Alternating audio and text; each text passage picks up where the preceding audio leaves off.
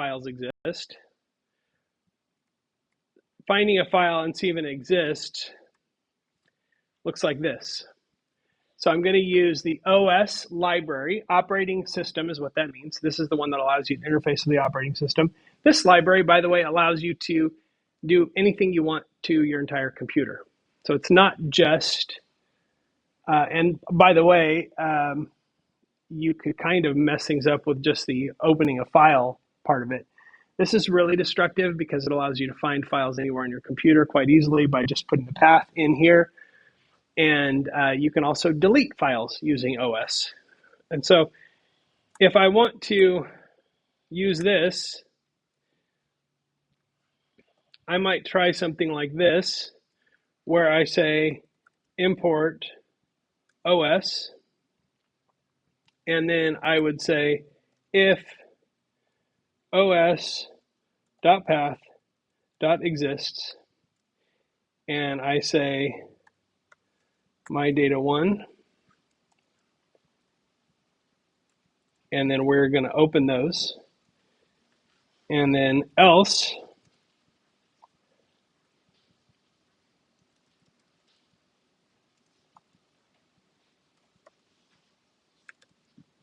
okay,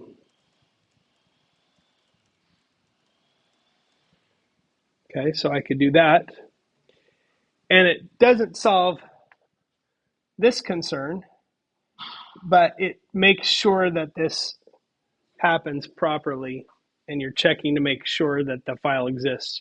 If your file exists, you're going to be able to open it there. So if I run that, it does what it's supposed to. And if I look at the file, right, it does work. Okay, so that is a combination of look before you leap and easier to ask for permission, but I'm making sure that I'm not getting any errors when I write to my file. Now, if I want to remove or delete a file, and this is the really dangerous one because you can literally delete Windows from your computer by accident, so be careful. That's why I'm recommending just keep your files local in that same directory, and then you're not accidentally like reaching into your operating system. But you're importing OS, you do os.remove, and then you give the file name, and it deletes it. So you need to use open. I'm just going to say os.remove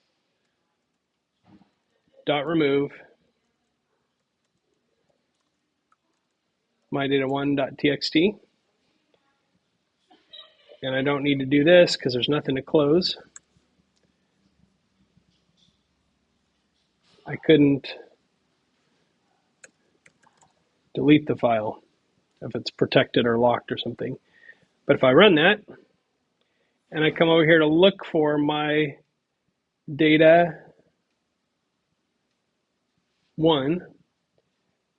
it would have been right here after my data.txt. So that file is now gone because I deleted it. So that is os.remove. So I've shown you how to create new files. I've shown you how to write to them, how to read from them, and how to see if they exist, which is most of what you need to know about files up to this point.